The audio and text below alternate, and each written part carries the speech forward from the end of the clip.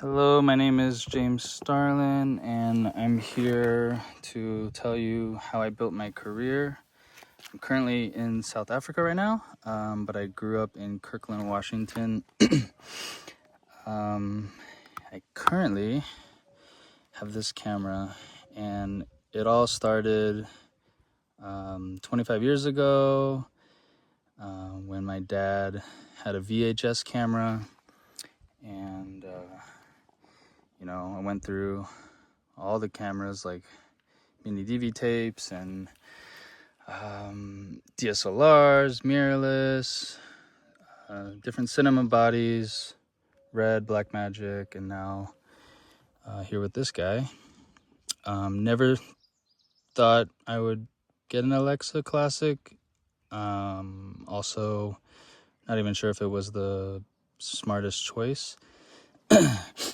But gear is really expensive right now, and quality is something that I've been striving for, and it made sense to get one of these bad boys. But a little bit of backstory while I try to build this up. I am left-handed, so I'm gonna kind of switch this thing around. So yeah, my dad had a VHS camera. I used to skateboard and film my friends and I growing up. And then later had to go to college, decide what to do. And man, I really didn't know what to do for myself in college. But I knew I liked cameras, I liked filming skateboarding.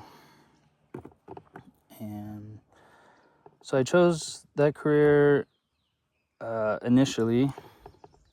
Then I was like, okay, the movie makers at the time, this was 2006, I don't know, to me felt like theater kids. And so it wasn't quite appealing to me. I was kind of more abstract, documentarian style.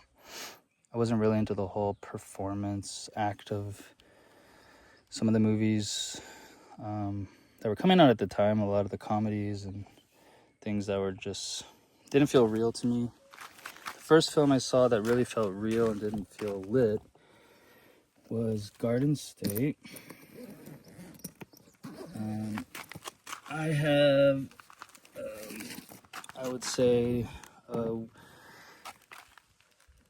kind of a weak spot for romance, and so it's, maybe a better way of saying it is I'm a sucker for romance. And but some of the movies I grew up on that I really liked was like kind of the classic 80s and 90s movies like Ninja Turtles and Jurassic Park and Star Wars, and unfortunately Attack of the Clones, not Attack of the Clones, what do you call it? Episode 1, Generation. Anywho, as I build this, I'm gonna go through a couple more points about my past. The next one was one of my first big purchases as a skater was the VX1000. I always had a TRV 900. I could never afford the 1000, and so eventually I got the 1000. Never, like, even at that time I never thought I would have that camera, right? So it kind of reminds me of this trek right now of going from like an R5 to an Alexa Classic. And there's plenty of good cameras out right now, so it's like you really can't go wrong. But then my first big move into the HD world was the Canon T2i, and that's because I couldn't afford a 5D. So everyone at the time was shooting on 5Ds. Those were amazing. And I had to ask myself, do I want to make a film or do I want to buy a camera? kind of guilty of it now because I love cameras. But at the time, I was like, I want to make a film. So I tried to direct a film, didn't know how to shoot, didn't know how to edit. And I had one of my old friends DP it on a 5D Mark II. So it's kind of fun to think back that I got to be part of that generation. The 5D Mark II, Wave, DSLR movement there. And so we shot Meet Me Halfway, which was my Art Institute senior film. And that's the next chapter of my story here. Around that time, it was the Art Institute with my old friend Matthew, and then doing ministry videos and wedding videos with a group called Created to Create. Shout out to Scott Yamamura out of Bellevue, Washington. And so I would learn what I could in college, make connections. But a big part of my influence has been with Created to Create, learning how to do documentary style shooting while having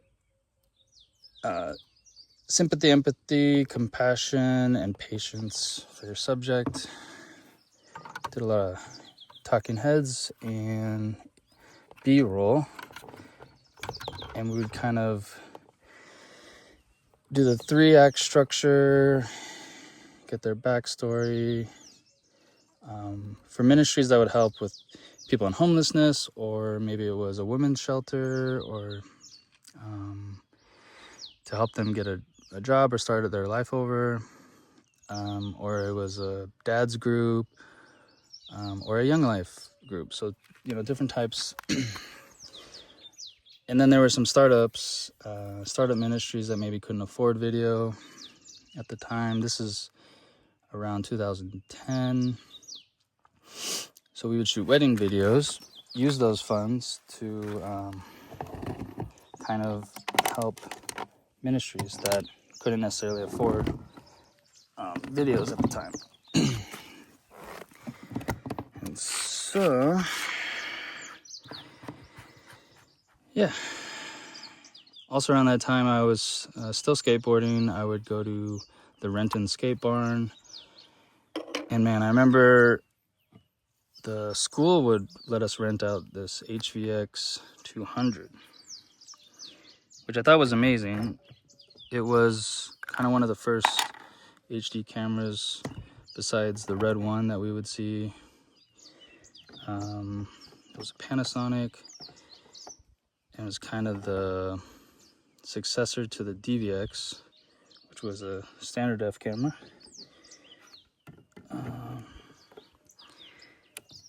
And so that HVX was really cool. It didn't have square pixels. It was like 1440 by 1080, but it would stretch them to be full 1920 by 1080. And so I remember shooting slow motion with that, because the T2 I didn't have slow motion. So I thought that was the coolest thing. And I remember underexposing some skate barn footage at the time. And I was still able to kind of pull it up in post. It looked amazing at the time, like I'm saying. Excuse me. All right. Got my notes over here. 2012, graduated, got an internship. And I remember at my internship, they got an FS 700, which was one of the first cameras to shoot super slow motion. On the topic of slow motion, which is funny because I don't really shoot slow motion much anymore. Or as of lately, I had been up until maybe a few months ago. I'm just really starting now to get into kind of standard speed. So that camera was incredible. The Sony FS700 could do like 240, 480 frames a second. Incredible. Oh my gosh. Could probably still get away with using one. Maybe the quality's maybe not up to par with the latest technology. And I don't know. Everyone's got their preference. I've never really been a Sony guy. I've been kind of more Canon, Blackmagic, Red.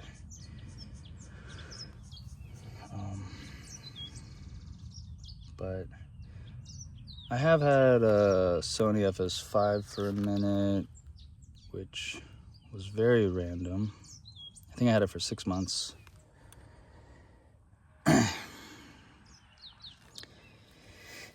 Yeah, it wasn't as sharp as I was hoping.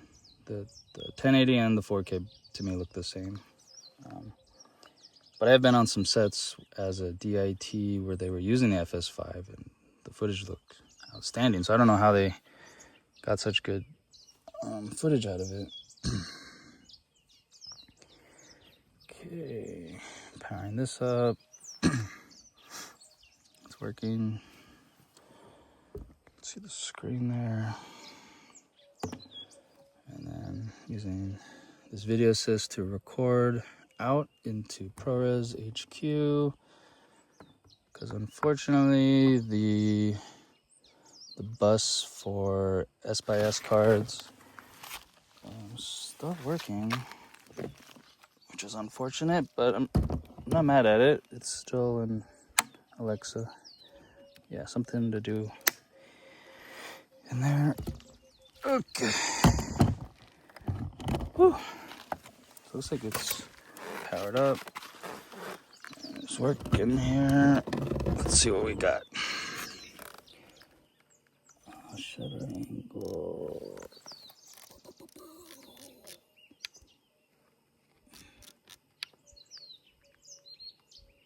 Daylight.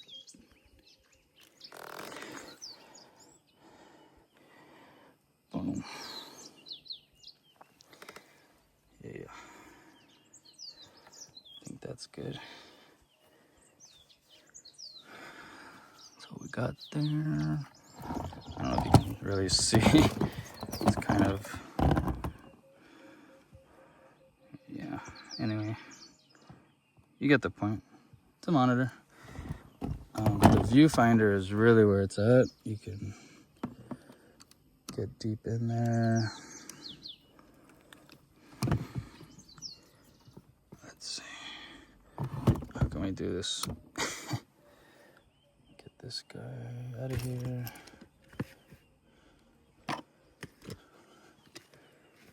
There. Let's see if we can get this iPhone up into this viewfinder. La, da, da, da, da. Can you see? Can you guys see? I don't know. Maybe later. So tighten that up.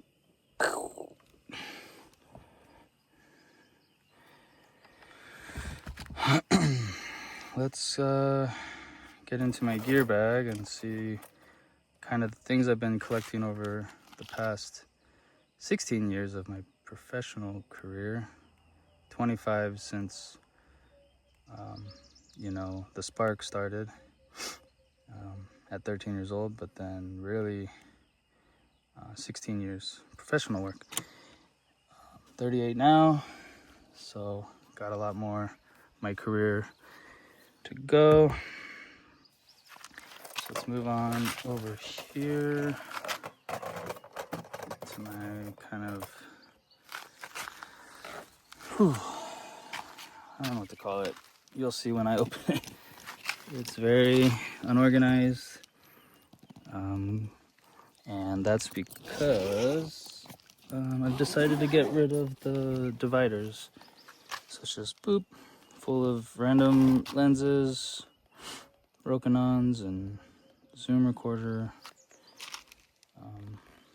But we're gonna get into this bag and go over some of the things that have kind of been with me for a very long time. Let me get some water.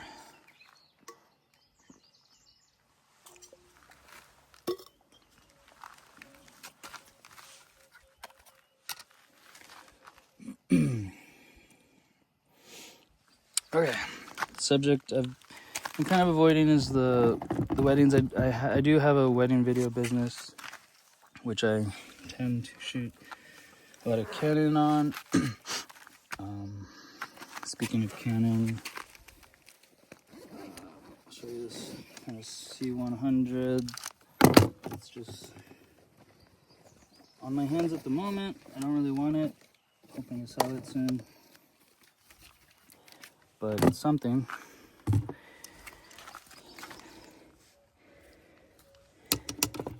So during the ceremony or toast, maybe I'd use something like this.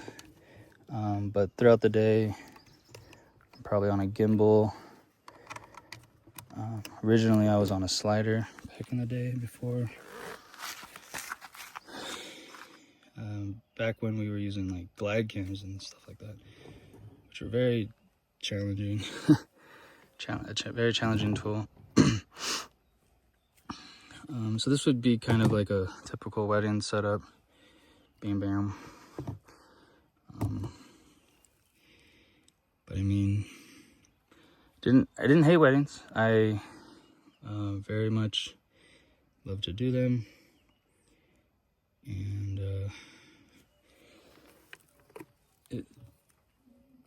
I don't know. Some people have things they say about it or whatnot, but it taught me a lot. It taught me how to shoot quick, and it taught me how to shoot first try. And that's something I also took from skateboarding, was doing things first try. And also when I would film my friends, make sure to get the shot, because they might not want to do the trick again. And so weddings are very similar. Moments happen once, and you might not get a chance to do it again. So autofocus on a mirrorless is really nice, or using a big monitor. But I mean, you're at a wedding, so you don't want too much equipment. So a lot of times I wouldn't even bring a monitor. Yeah. I don't know. Maybe I can make a whole separate video about weddings, because it's a special place in my heart. But there's a time and place in your career for something like weddings, especially when you're younger and you're also getting married and your friends are getting married. But at 38 now, I mean, not a lot of my peers are getting married. They've moved on into a different chapter of their life. But on to my next topic, which is quality problems and black magic. And that was something a lot of us faced if you were there back in, what year was this? Maybe like 2012, 2013, when you're getting a lot of these production cameras and pocket cameras, and you know, the dynamic range was good, but sometimes the colors were off and sometimes the exposure was off. It was really hard to shoot in low light with the Blackmagic. So we're juggling between Canon and Blackmagic a lot. Also because they were more affordable than say Red cameras. So I mean, I quickly learned I needed to get better at shooting and editing if I really want to call myself a director,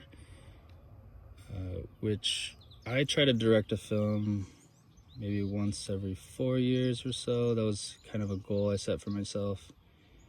And so from 2012, Meet Me Halfway, to 2016, I did The Intellectual, which was a film based on a book called The Great Divorce by C.S. Lewis. And that was really fun. My gear was stolen, my Canon 60D, which is what I was shooting on at the time, and a bunch of other expensive stuff like a 70-200 that was gifted. And so I had to make a choice, like what camera do I want to get. I got the Canon 1DC at the time, which I still love and wish I could maybe get one again. Sold it. So the 1DC didn't really have much quality problems. It was almost like a Blackmagic and a Canon in one. Yeah. So yeah. Boom. This guy's got ND filters, which is very convenient. So around that time, 2013 to 2016, I was picking up a lot of DIT work, first AC work. It was mostly those two positions. I wouldn't really do PA work. Not that I was against it or anything. It's just I was so passionate and also tech savvy. So I'd often get roles that required those kind of skills. And nobody really wanted to DIT is what I remember. There was always the fear of losing footage, and I lucked out. I never lost footage. I did comedy shows, concerts. Some of the highlights were Netflix specials like Tom Segura and Garfunkel and Oates, and then concert-wise, highlights were the Tom Petty concert. That was a lot of cameras. Before his passing. And AC, maybe I'll make a separate video on the first AC topic. There's a lot that goes into that, and it's more technical. It's not, there's not much story I have around it, to be honest. I want to focus on telling kind of how I built my career. But one thing I would say is once you make a name for yourself doing a certain position, like DIT, for example, you're going to start getting a lot of work doing that, especially in a small town like Seattle, which is not as big as LA or Vancouver, which were our neighboring industries, a little bit of Portland. Also, around that time, I think 2013-14, I volunteered. I really wanted to just get my hands dirty, shooting, editing, and editing as much as I could. So I volunteered at a church, Westgate Chapel, and did college 20s videos. One of the worship leaders, her name was Morgan, and that taught me a lot.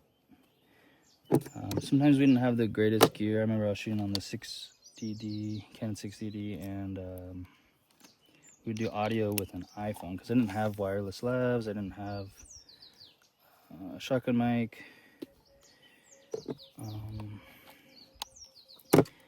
Now I'm using this Zoom H4 Essential with this Rode. Yeah. Nice shotgun mic, NTG2, and somewhere in here I have, there. Unfortunately it stopped working, so I need to pick up another kit of these. These little wireless go.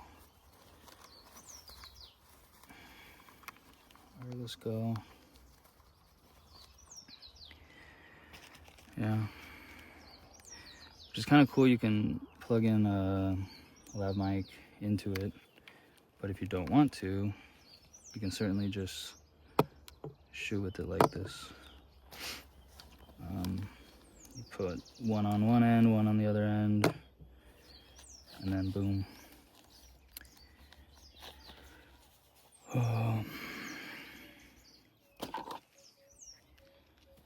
plethora of lenses. Still have a fisheye. And so anyways, college 20s, we made weekly video announcements, and we'd make summer camp promos. So it was fun, you know, hanging out with college kids and making whatever ideas we have in our mind. So that really taught me a lot. I made a lot of mistakes, learned what not to do. So I'm really thankful for that. I would highly recommend volunteering or doing videos pro bono. I know a lot of people would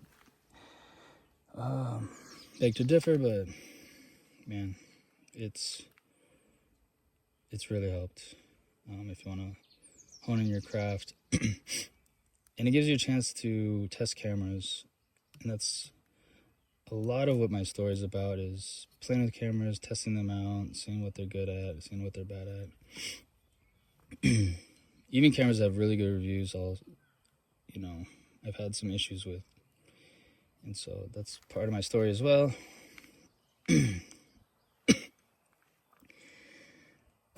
Also around this time, like 2014 or so, next part of my story is sensor size problems and full frame. And, you know, with Blackmagic's coming out, which were Micro Four Thirds, and certain cinema cameras,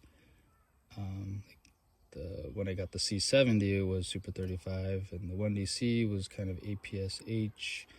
And so I was always struggling to kind of get that 5D look that I remember striving for.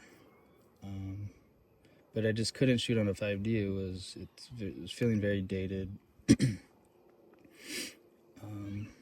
So I did get a C70. I would rent the Komodo because I heard, you know, you really need to test out a camera before you buy one. Did not ever buy a Komodo. And because it just wasn't quick enough for me, I like to shoot fast. Not because I'm a doc style shooter, but because also,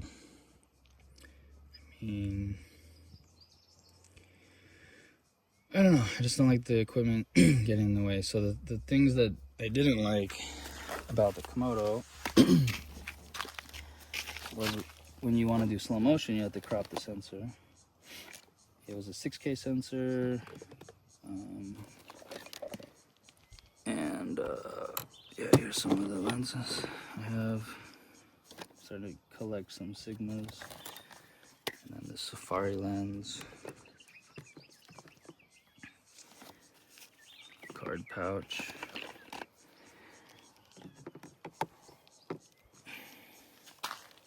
It's got little cards in there. Bing. I don't know, a bunch of random stuff, really, to be honest. Headphones are important, cables.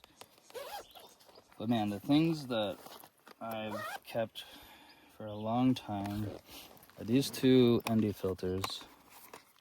77mm 2-stop and a 82mm 2-stop. These have been with me a long time. Anyway, back to the Komodo. The Komodo. What else was it? I don't know. It was doing some. However, yeah, I was doing some weird things. But however, I have been on some shoots where I've loved it. I love the red codec, being able to change the contrast level or the highlight fall off level, or the fact that it shoots raw. Man, still a great camera if I can get maybe a cheap one. But at the same time, I'm not really into the whole square body box camera form factor. Kind of liked the ergonomics of certain cameras, and having a monitor kind of just built in. It's actually my favorite red camera that I've had was the Red Raven, or also the Scarlett W. But man, I wish I never upgraded, because once I got the Scarlett W, it was like too expensive for me to keep.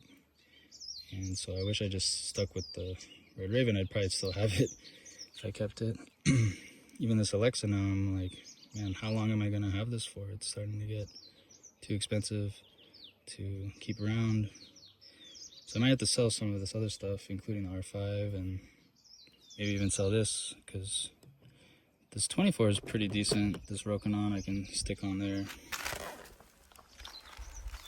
Besides the Komodo, the C70 was very similar, Super 35. But the thing I didn't like about the C70, especially with the speed booster, was it would tell me the wrong focal length. So I was using like a 24 to 70. And you know what it would do? It would say like, I don't know, like 17 to 55 or something. It really bugged me. I wanted to know what focal length I was at. And cameras usually didn't even tell me what focal length I was at in the first place. But I couldn't figure out how to get rid of it. It was just there.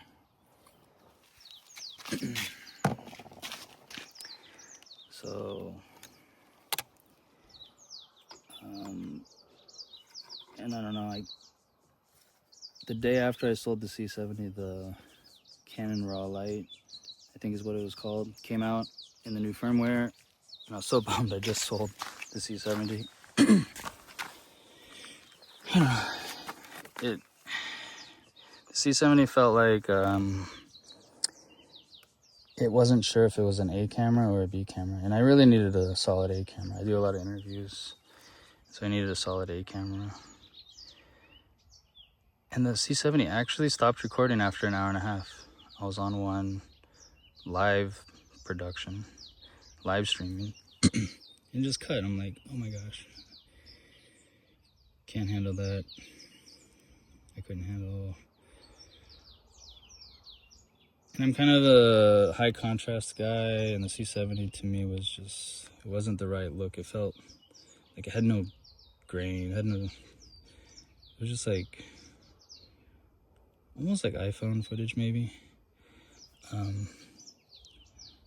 But even the Alexa is not,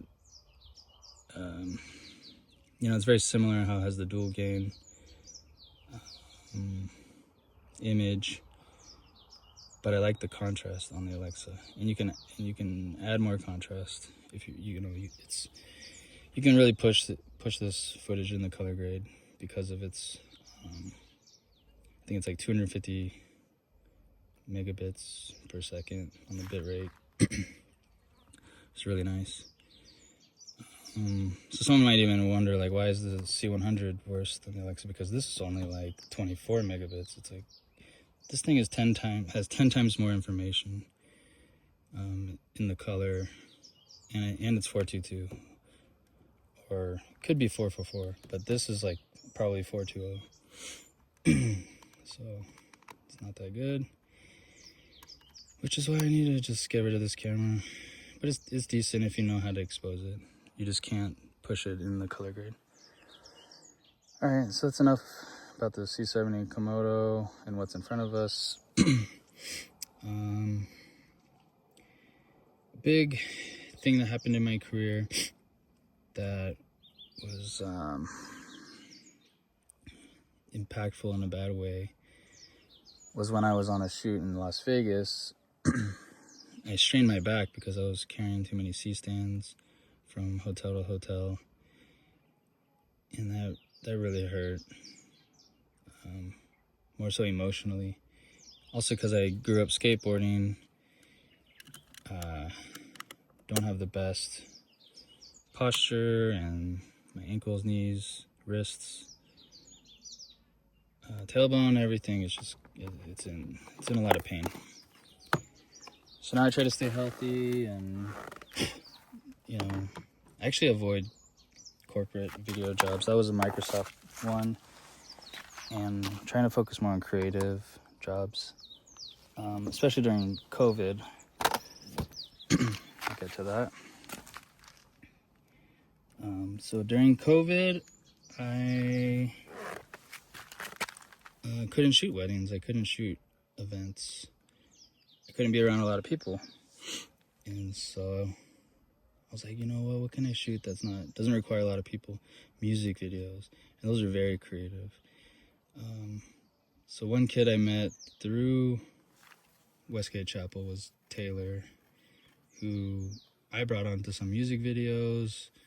And man, we made some really creative stuff during that time, which was probably around, oh yeah, it's COVID, probably around 2020. Yeah. So, man, made music videos for Disrael, and then later in like 2022, made music videos for some rap artists like 2000 Baby and Mike Jack, which really helped kind of give me more demo reel content.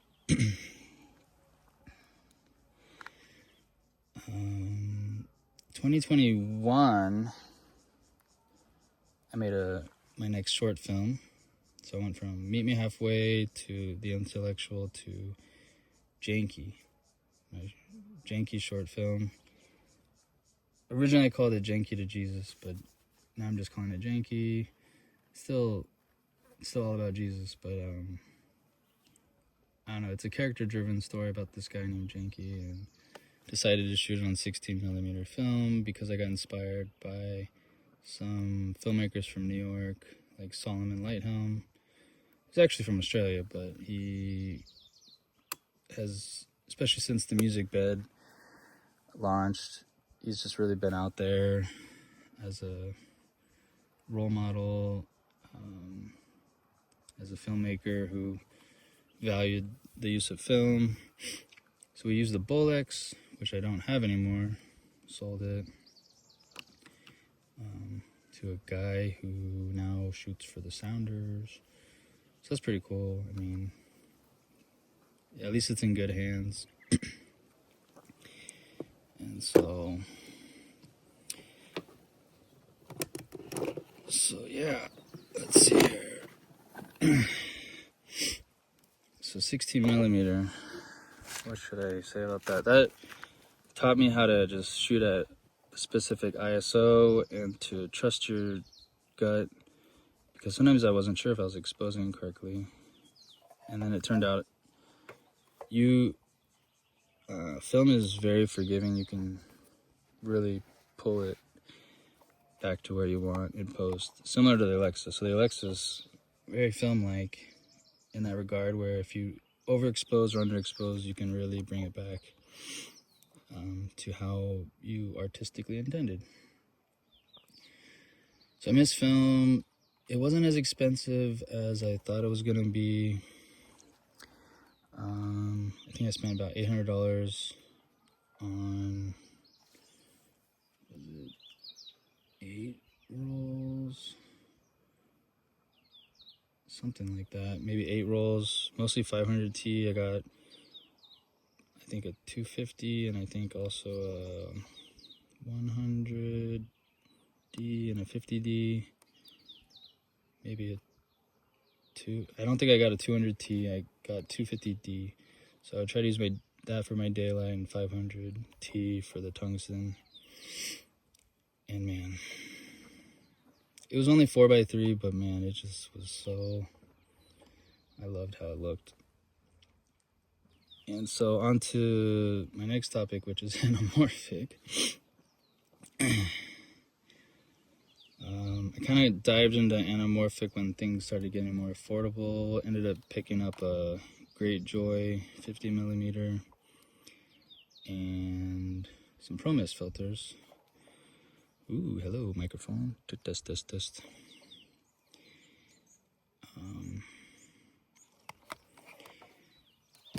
And what should I say about anamorphic. It's fun, it's great. The flares, the oval bokeh. But it's a very specific choice, and not every client's gonna want anamorphic. And so I had to learn the hard way when it comes to that. And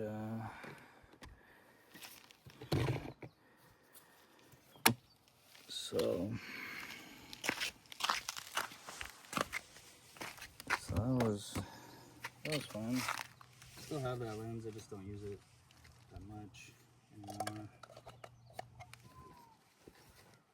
Putting away some stuff. I also don't use my Pro-Mist filters that much anymore. So you can see my my story is kind of a chase for the most cinematic look. I remember one time I got very lucky. I got a gig where they rented lenses for the shoot. If you go to my Vimeo, it's the Outreach IO commercial. They were like, what lenses should we rent that gives you the most cinematic look? I think this was 2013, so this is really early in my career, and I was very lucky to get that gig. I was like, let's get the Cooke Panchro Classics. They were so like, man, if I could get my hands on some of those, or at least one focal length, that'd be incredible. I think that's when I learned to shoot on a 40. They had some odd focal lengths, like 32, 40, 65, I think. So I kind of fell in love with the 40 look. It's a good split between 35 and 50. So I do now have this Sigma 40, which is a hefty lens. But if I had to choose one, I'd probably go with the 40.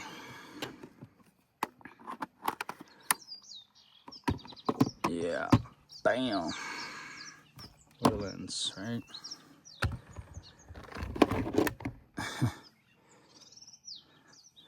So that was, man, I was very lucky to get that gig. But you know, we just shot 16:9, nothing crazy, no filters.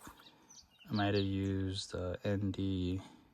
Actually, matter of fact, I did use ND because it was on the G1, Ursa Mini Pro G1, which I rented from Northwest Camera. During this chase for like kind of the most cinematic look, Northwest Camera helped me out a lot. I rented from them a bunch. And so they also had the Cooke lenses, which were just Super 35 lenses, but man, they were so good. And I couldn't believe it when I found out they make a full frame version of those same lenses.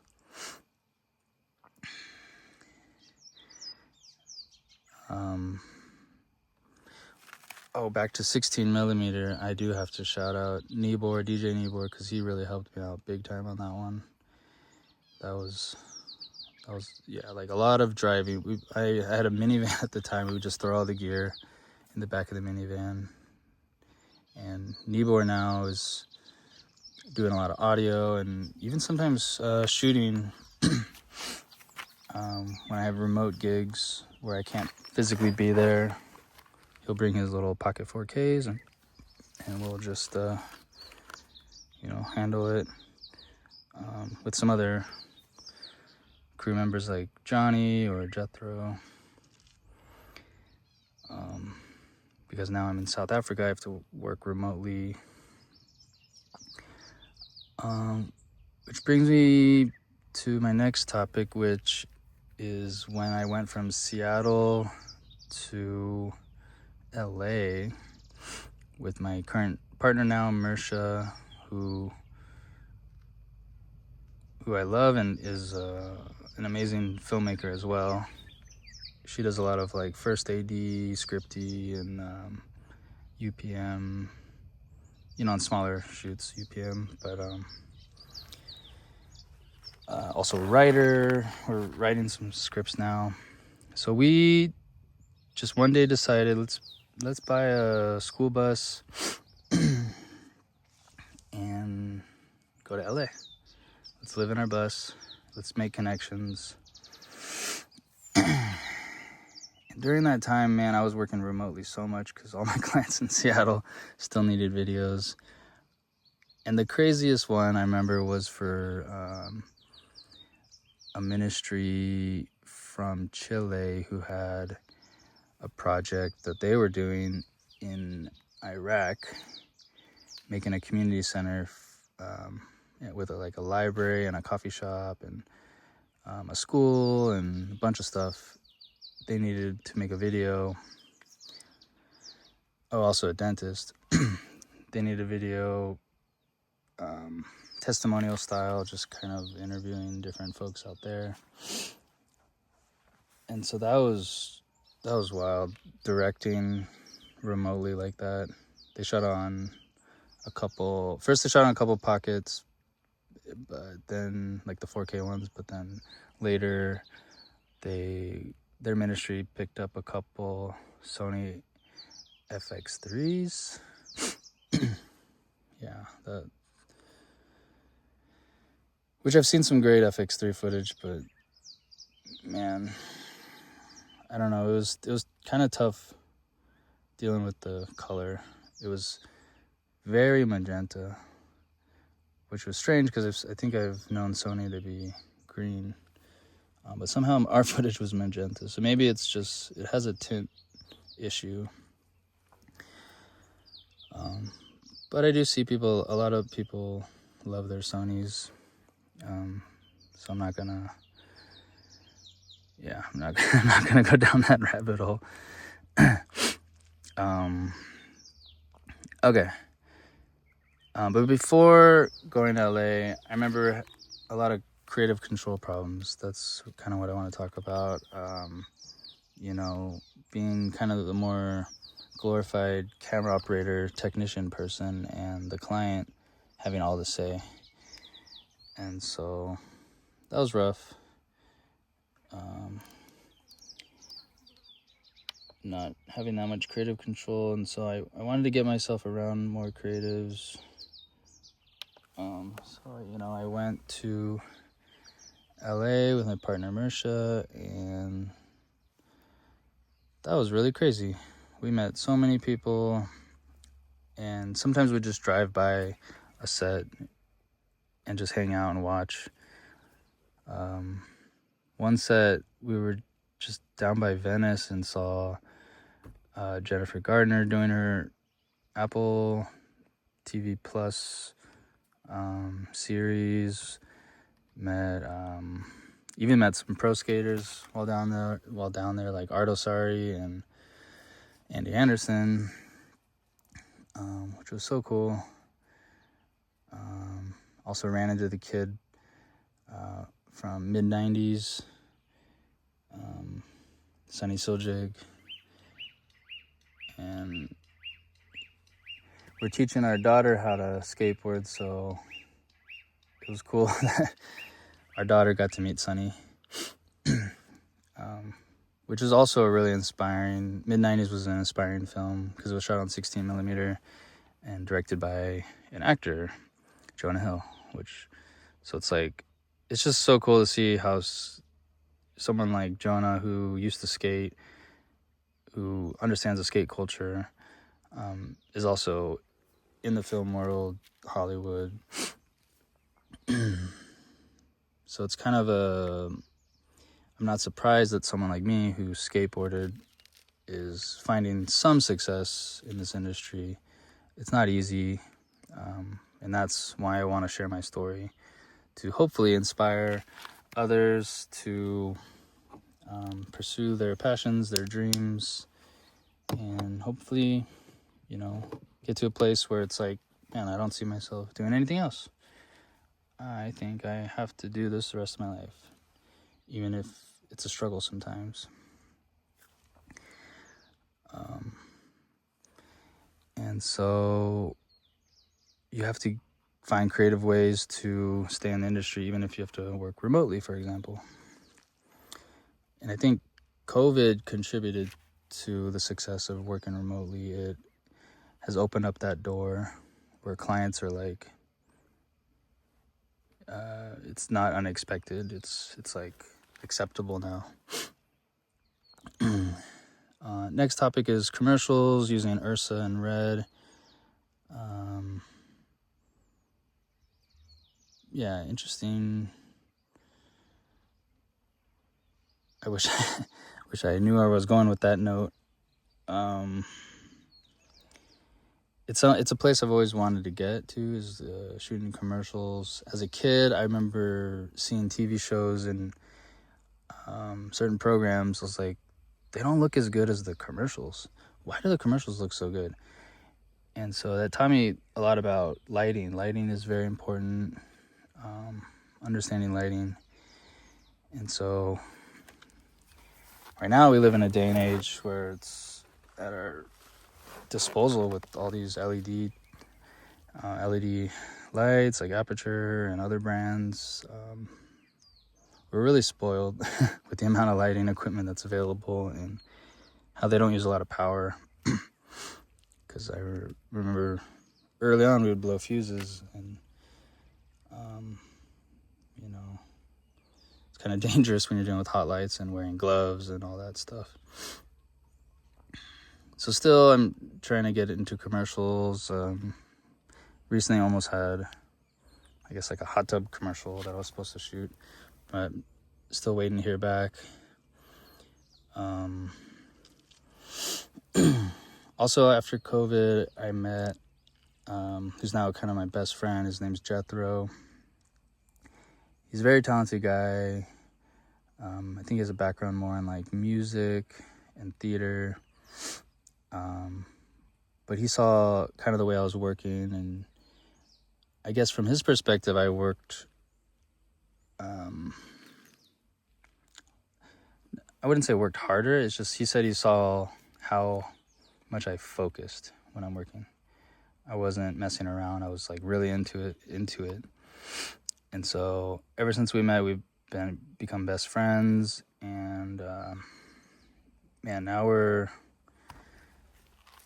taking trips to New York, and we're working on a documentary called Still We Rise for an organization,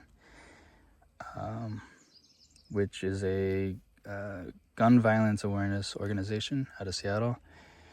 But they took some folks who are grieving to New York to kind of open their eyes to other parts of the United States, like Brooklyn, for example, who we went to one area which was known, had a reputation for a lot of gun violence. And for I think 3 years, no one's died in that neighborhood. And so it's a tribute to the success of people's hard work to build the community and make it more safe. And so that's coming out on Black Friday. We got a premiere in Seattle. If anyone wants to come, just reach out to me, email me, or if you can WhatsApp me, that would be nice. But before I came to South Africa, worked on and after slowing down on Indian weddings, I didn't really get to that, but shout out to Sito, who got, and his nephew Inderpal, who got me in with Seattle Dream Productions to shoot Indian weddings. That really taught me a lot about stamina, because they do 5 days, 6 days sometimes. Hopefully it's only a 4-day wedding, sometimes 3 days. But man, it's like, why? Wow, okay. They love to celebrate a marriage of two families. It's kind of a joke, but it sometimes feels like the families are getting married, which is great. It's they're big on family. And so once I started kind of slowing down on the Indian weddings, I was on set of Star and Angel as a first AC. I was on set of a film called Dead Deer High as the DIT, and these are both feature length, shooting on ARRIs. But then I really wanted, especially after shooting music videos, I really wanted to kind of gained some traction as a DP.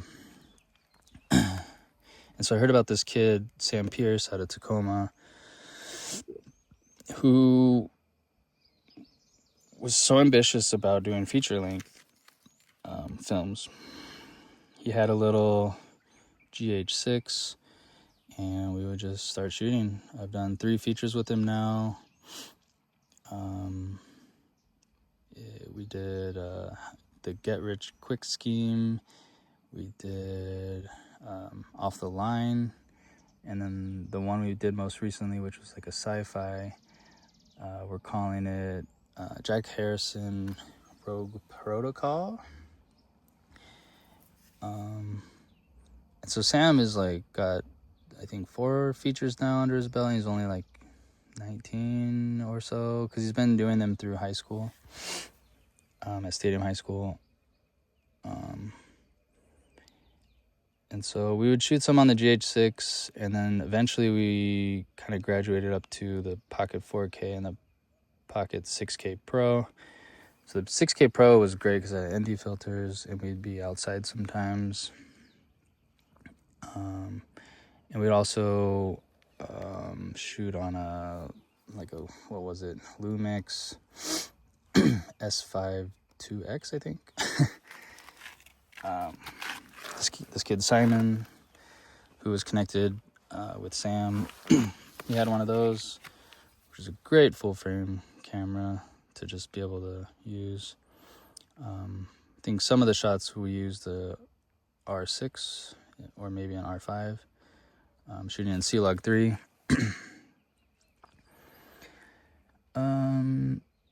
So Off the Line's edited, but now we're just waiting on the editing of Jack Harrison Rogue Protocol. So it's exciting.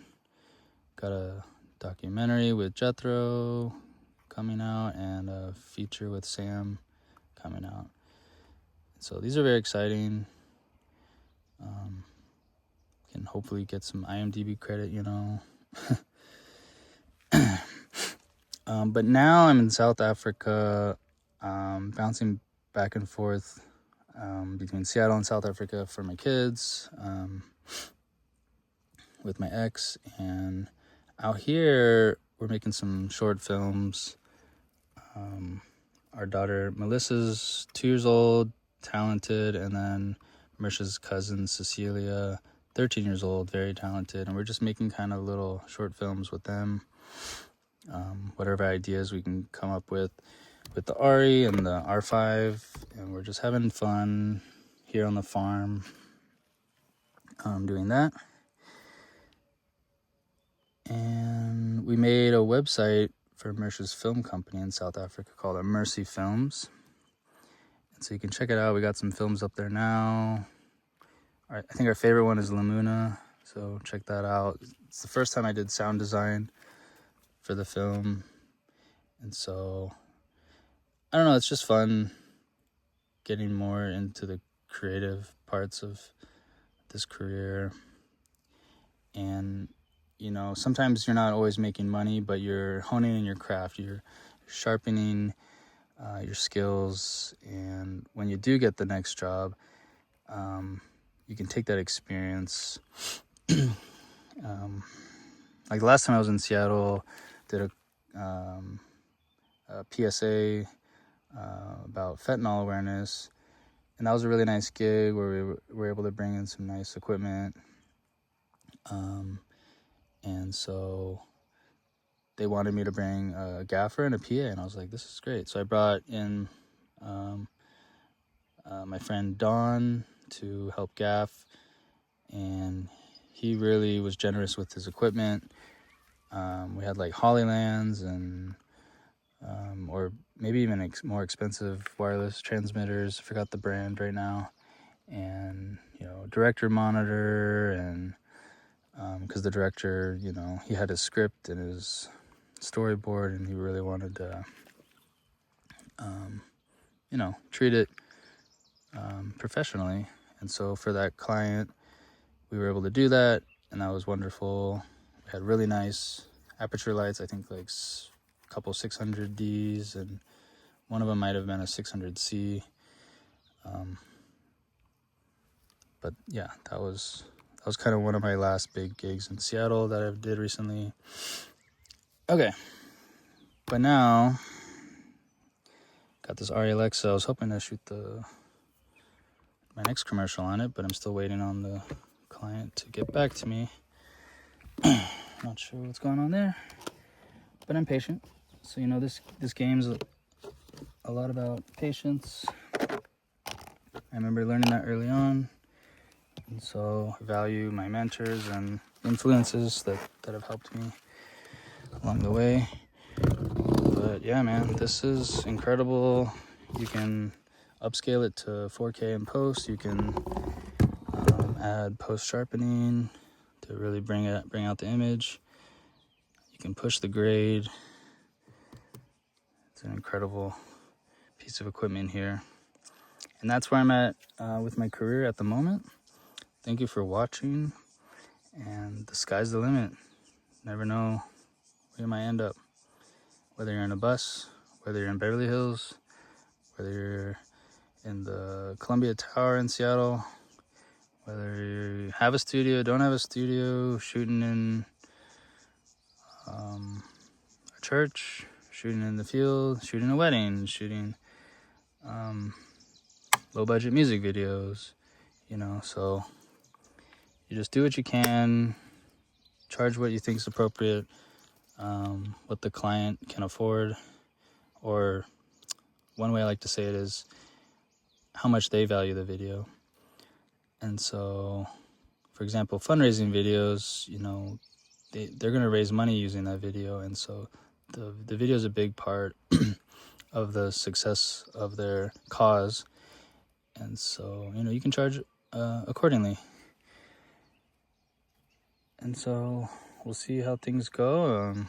Not sure where I'll be floating to next.